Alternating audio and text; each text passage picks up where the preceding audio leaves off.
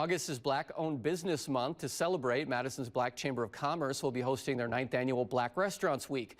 Today, they had a small preview of the event. Black Restaurant Week will run from August 11th to the 18th and will feature close to 50 different food vendors from southeastern Wisconsin. President and CEO of the Black Chamber of Commerce says that although the event has grown a lot, the original mission stays the same. One of our founders, Ms. Malele Chikasa Nana, had the vision of making sure that Madison, being a very culinary rich community, did not overlook these small businesses that are operating in their restaurants day in and day out. Black Restaurant Week will end with a food tasting jamboree held at Olin Park and will feature numerous restaurants and Black-owned